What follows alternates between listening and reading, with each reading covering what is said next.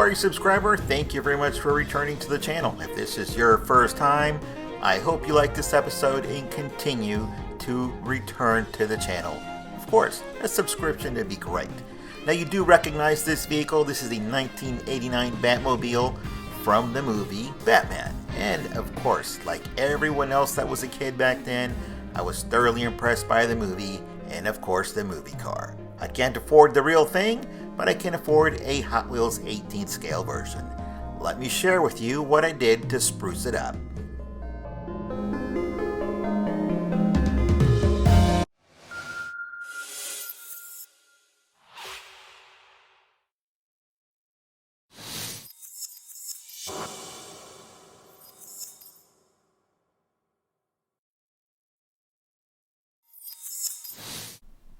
As you saw in the tagline, all of these lights and components come from evandesigns.com. And I will later provide a list of all of the items that were used.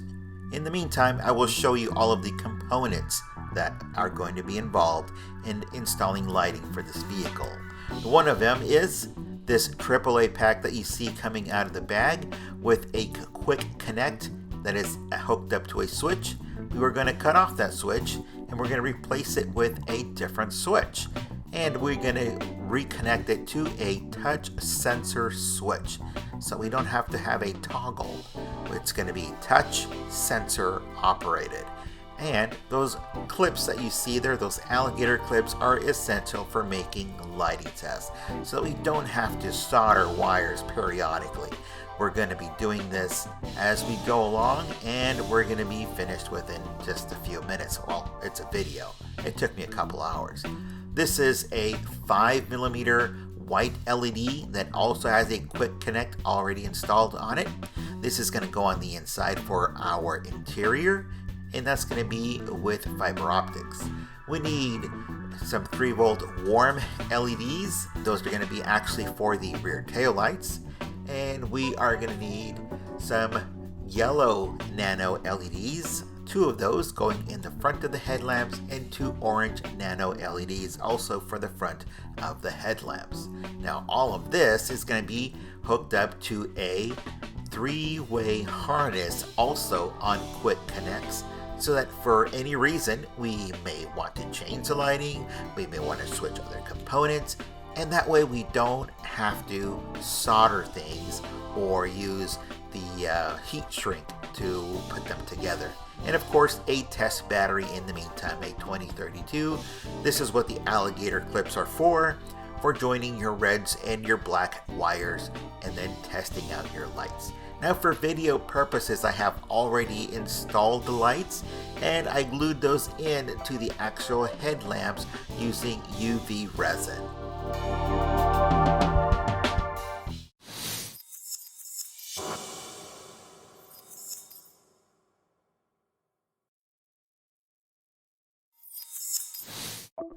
So I have removed the switch, push button switch, and replaced it just with the quick connect because I want to hook it up to the touch sensor switch. Now here I have already added the quick connects to the touch sensor switch, and now I can actually manipulate it, switching it on and off with that touch sensor. I now have to find a place to install the touch sensor, and I am going to drill a hole toward the back of the vehicle between the axle of the 2 rear tires, and then I will then glue it in, and actually I will be touching it from underneath. That way the switch is hidden, it's flush with the surface underneath, and it's going to light up everything that's in the vehicle. Let me show you how this works out. This is the bulb that's going to be inside for the cockpit, and there's our touch sensor. It works perfect. Let's get going. Now if I didn't show you how to take the vehicle apart, it's because there's only 6 tiny screws underneath that hold it together. You pull it apart, boom, that's it. No science to it whatsoever. The whole magic here is putting the wires on the inside. Now, the UV resin is going to be essential for gluing down that LED to the actual acrylic or the plastic that's going to be in the headlamps and in the tail lights. And That I did not film because I can't get the camera in there. So that's going to be up to you. It's going to be tricky, but you are going to be having to tape part of it down as you use your resin and use that UV light to harden the resin. Now here I have already drilled out the bottom, as I mentioned. This is what it looks like, and I use my Dremel to cut out that hole. Make sure the hole you cut for that sensor is in exact size, so you'll have to do it carefully and periodically measure it out, custom fit it, because you want it to fit snug. You don't want it to slide through. The glue that you add to the edges will then hold it into place permanently. Now if you want to protect it further, you can add a piece of styrene with double stick tape and place that over the sensor to keep anything away from it. Now once you add the quick connects to the touch sensor, then you can attach any of the lights that you have with the touch sensor, the opposite connect, so that you can very quickly make your lighting test. Remember, the touch sensor will be on and off when you touch it. So yes, periodically you'll end up touching it by mistake and your lights go on. If they are not on, it's because you need to touch that sensor once again. So it's just something to keep in mind. Leave the tags on the wires that say to lights and to power, just to keep you oriented as to where those leads go to.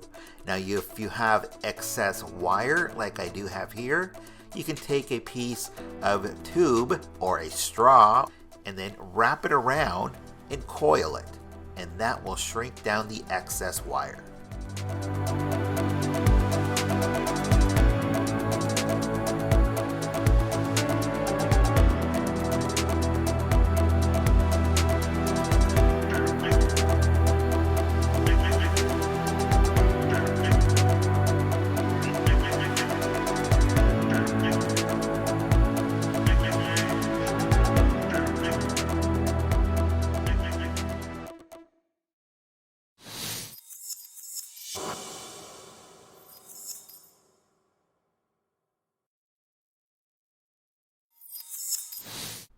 Let's move on to lighting the exhaust. It does come off of the vehicle. It is glued on. You'll have to heat it up and push those pegs through to loosen it.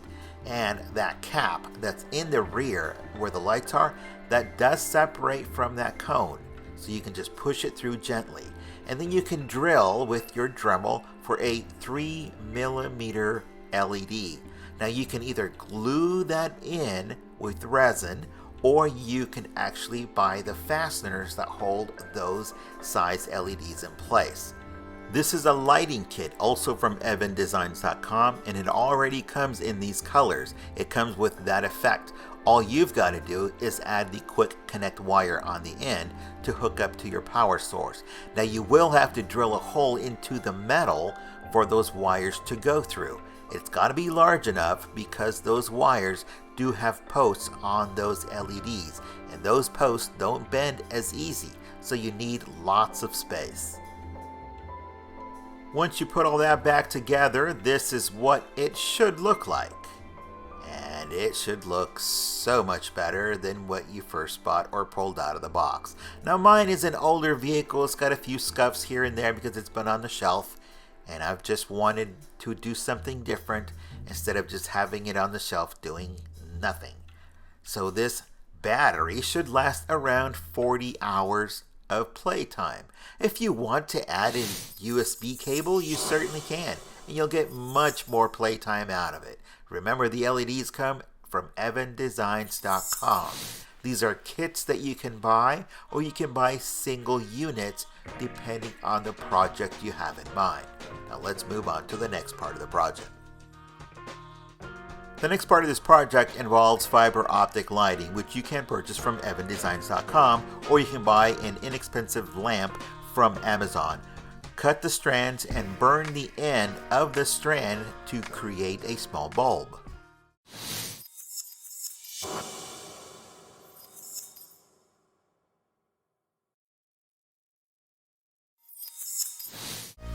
Now you can go as elaborate as you want with the fiber optics into the cockpit, or you can keep it simple. Just be selective where you want those.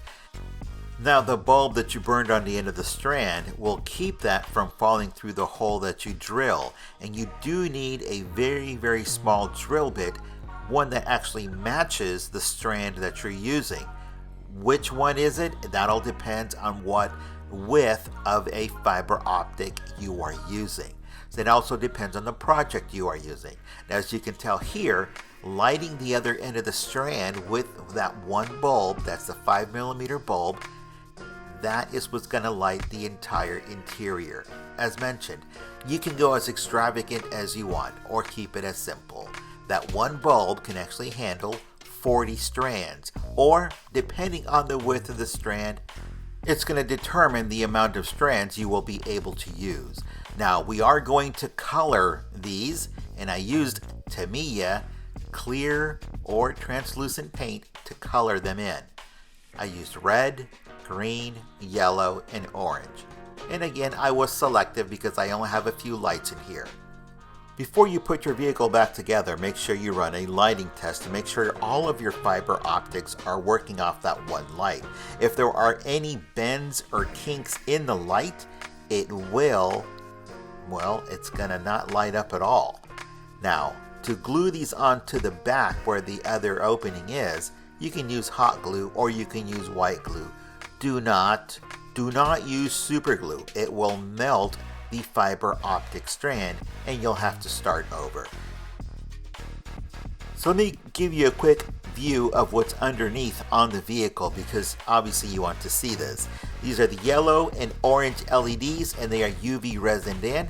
Then you run the wires along the turbine, UV resin on certain spots to hold them in place, and then hook into your three-way connector, which then hooks into the exhaust and the tail lamps, along with the bulb that is going to light up the cockpit. All of it into the three-way connector.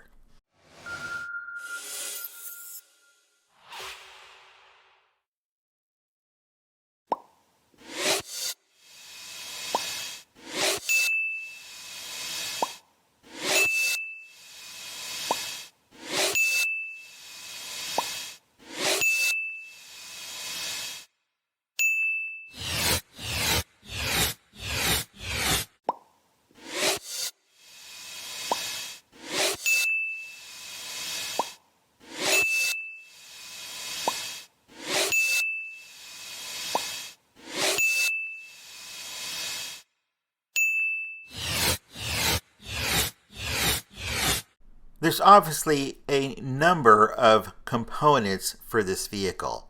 If you missed it or you did not pause it, don't worry. I will put that in the description and you can read that at your leisure. And of course, I will have the link for evandesigns.com so that you can navigate to their website and make your purchase for your project. I'm now going to leave you with some video of the finished project, and please remember that the algorithm for YouTube is run by likes, comments, and subscriptions. If you did like it, or if you learned something today, leave me a comment or a like, and of course, if you haven't subscribed, this is the time to do so you don't miss another episode. We'll see you here next time.